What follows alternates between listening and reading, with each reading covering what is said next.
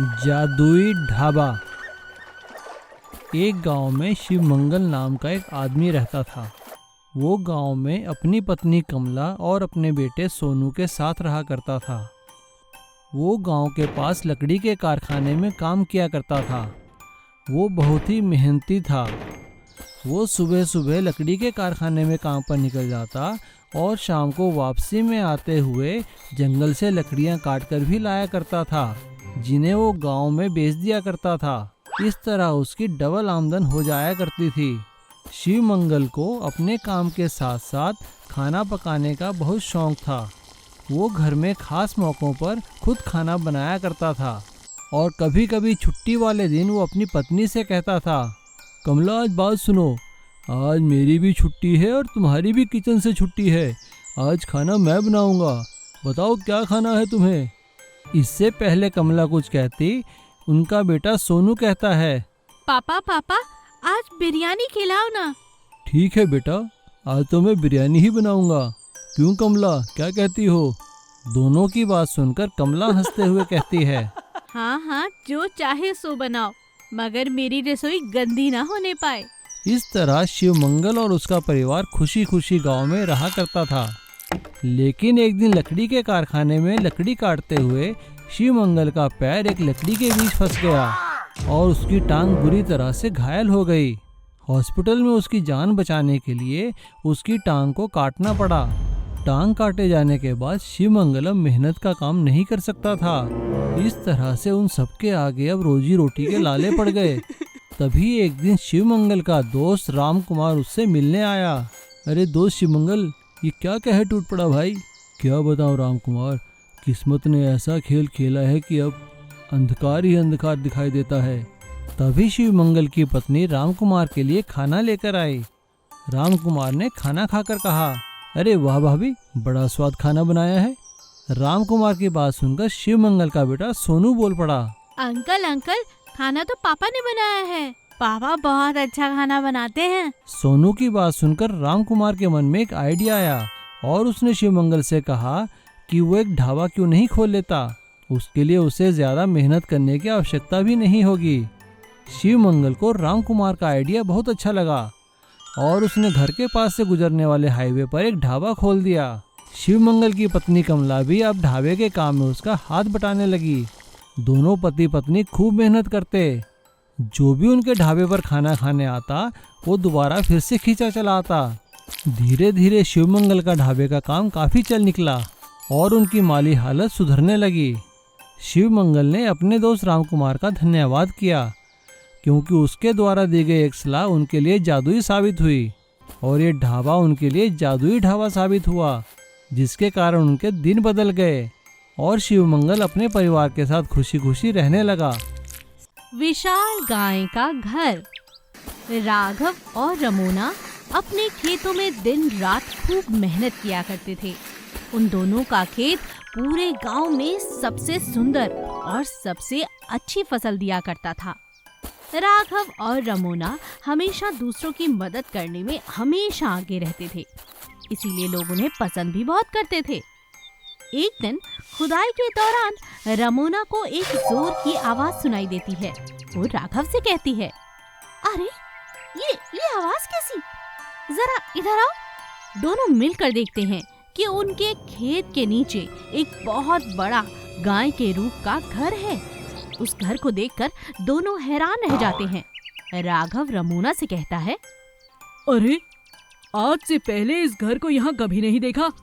जरूर ये किसी ने यहाँ दफनाया है रमोना, हमें तो कुछ करना होगा। मुझे तो लगता है लोग हमारी फसल से जलने लगे हैं। कोई जरूर ये जादू टोना किया है हमारे खेत पर। मुझे भी कुछ ऐसा ही लगता है। चलो, मुझे शक है कि ये सीताराम ने किया होगा। चलकर उसके खेतों में आज रात ये दबा देते हैं। सारा का सारा दूध का दूध और पानी का पानी हो जाएगा। हाँ, ये तुमने ठीक कहा। दोनों मिलकर रात के अंधेरे में जाते हैं और वही बड़ा सा घर सीताराम के खेतों में दबा देते हैं। ऐसा करने के बाद अगले दिन जब वो अपने खेत पर लौट कर आते हैं तो देखते हैं कि सीताराम का खेत एकदम उजड़ चुका है। हाय राम, ये क्या? सीताराम भाई का खेत तो देखो पूरा उजड़ चुका है। कहीं ये हमारी कल की गलती की वजह से तो नहीं? राघव रमोना से कहता है। इसी ने ये घर हमारे खेतों में किया था, ये मत भूलो। अगर हमने ऐसा ना किया होता तो ये हमारे साथ हो रहा होता। चलो काम पर चलते हैं। दोनों पति पत्नी फिर से काम पर लग जाते हैं। उधर सीताराम रो रो कर बुरा हाल कर लेता है। हाय राम, ये मेरे साथ क्या हो गया?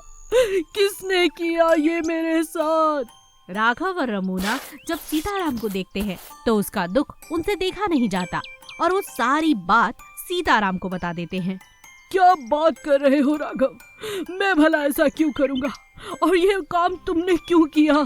चलो मेरे साथ, चलो अभी मेरे खेत में और वो गाय का घर बाहर निकालो। जरूर इसके पीछे कोई और है, मैंने ऐसा कुछ नहीं किया। अब तीनों मिलकर फिर से सीताराम के खेतों से वो गाय का घर बाहर निकालते हैं।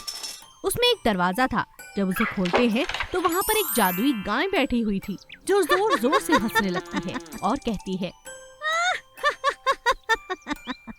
ये तो मैं आजाद होने के लिए यहाँ पर आई थी तुम्हारे खेतों में और तुम दोनों एक दूसरे पर ही शक करने लगे। अब मैं आजाद हूँ, मैं तो चली। जैसे ही वो गाय आजाद हो जाती है, जादुई घर अचानक से गायब हो जाता है। सीताराम राघव को देखता है और राघव सीताराम से माफी मांगता है। दोस्त, मुझे माफ कर दो, तुम पर शक किया मैंने। ना जाने ये जादुई गाय और ये घर कहाँ से आ गए थे। तुम तो जानते हो मैं किसी का बुरा नहीं करता, मगर आज मुझसे भी गलती हो ही गई। सीताराम राघव को माफ कर देता है और एक बार फिर से राघव और सीताराम अपने अपने खेतों में फिर से मेहनत पर लग जाते हैं और खुशी खुशी जीवन जीने लगते हैं। छगन और मगन बहुत ही शातिर ठग थे। वे दोनों इकट्ठे मिलकर लोगों को ठगा करते थे। वो दोनों बातें करने में इतने माहिर थे कि कोई भी इंसान उनकी बातों में आकर ठगा जाता था। अरे काका राम राम। अरे राम राम भाई, कौन हो, पहचाना नहीं? अरे काका, हम तुम्हारे जग्गू दादा के भग्गू भैया के बेटे हैं और पिताजी ने हमें तुम्हारे पास पैसे देने के लिए भेजा है। क्या कहा, पैसे? हाँ काका, ये लो पैसे और इस पर साइन कर दो ताकि हम पिताजी को दिखा सकें। और इस तरह से एक बुजुर्ग इंसान उनकी बातों में आकर उनके द्वारा दिए गए पेपर पर साइन कर देता है। वे दोनों उसे 10,000 रुपये देते हैं, लेकिन बदले में उसकी लाखों की जायदाद अपने नाम करवा लेते हैं और बाद में वो जायदाद एक फैक्ट्री मालिक को बेच देते हैं। जब उस बुजुर्ग को पता चलता है तो वो सिर पीट कर बैठ जाता है और इधर खरीदने वाला भी परेशान हो जाता है। लेकिन तब तक बहुत देर हो चुकी थी। वो दोनों उस गांव से भाग जाते हैं और शहर में जाकर एक होटल वाले को ठगने की सोचते हैं। छगन बहुत अच्छा खाना बनाता था तो इसलिए होटल मालिक उसे एक कुक की तरह नौकरी दे देता है और मगन वहाँ पे वेटर का काम करने लगता है। लेकिन इससे पहले कि वो होटल मालिक को ठग सके, एक पुलिस इंस्पेक्टर वहाँ पे खाना खाने आता है तो वो दोनों को पहचान जाता है। वो तुरंत पुलिस फोर्स बुलाकर दोनों को गिरफ्तार कर लेता है और दोनों को जेल में डाल दिया जाता है। एक दिन दोनों आपस में बात करते हैं। अरे छगन, कब तक जेल में बंद रहेंगे? कोई उपाय सोच यार। हाँ मगन, मैं भी सोच रहा हूँ क्या किया जाए जेल से बाहर निकलने के लिए। अरे देख, हम तो होटल वाले को ठगना चाहते थे ना, तो क्यों ना जेल में होटल खोलकर जेल वालों को ही ठगा जाए। वे दोनों जेलर के पास जाते हैं और जेलर से कहते हैं कि उन दोनों को बहुत अच्छा खाना बनाना आता है और वो दोनों जेल में एक रेस्टोरेंट खोलना चाहते हैं ताकि जेल की भी कमाई हो सके। उन दोनों की बात सुनकर जेलर कहता है, भाई छगन और मगन, तुम्हारा आइडिया तो सही है और हमारे पास सरकार की तरफ से तुम लोगों को सुधारने के लिए कई तरह की स्कीम्स भी हैं। उनमें से एक रेस्टोरेंट की भी स्कीम है। मैं तुम दोनों को जेल में रेस्टोरेंट खोलने की परमिशन देता हूँ, लेकिन देखो कोई हेरा फेरी नहीं, कोई ठगी नहीं। अरे नहीं जेलर साहब, अब हमने ठगी छोड़ दी है। हम तो बस अब एक साधारण इंसान बन के जेल की सेवा करना चाहते हैं। जेलर सरकार के कैदी सुधार कार्यक्रम के अंतर्गत जेल में रेस्टोरेंट खोलने की परमिशन दे देता है। छगन और मगन बहुत स्वादिष्ट खाना बनाने लगते हैं। सभी उनके खाने की तारीफ करते हैं और जेल को बाहर से भी खाने की ऑर्डर मिलने लगते हैं। लेकिन एक दिन छगन और मगन अपनी स्कीम के अंतर्गत सामान लाने वाले व्यक्ति को पैसे देकर बाहर से नशे की दवा मंगा लेते हैं और जेल में दावत के बहाने खाने में वो दवा मिला देते हैं। लेकिन उसी दावत में शामिल होने जेलर का दोस्त इंस्पेक्टर विजय सिंह भी आता है, जिसे उन दोनों पर शक हो जाता है और वो खाना खाने का नाटक करता है और देखता है कि सभी के सभी बेहोश हो चुके थे। वो भी बेहोश होने का नाटक करता है और जैसे ही छगन और मगन जेल से भागने लगते हैं तभी वो वायरलेस से पुलिस फोर्स बुलाकर उन्हें पकड़वा देता है और उन दोनों को अलग अलग जेलों में बंद कर दिया जाता है ताकि दोनों मिलकर किसी और को ना ठग सकें।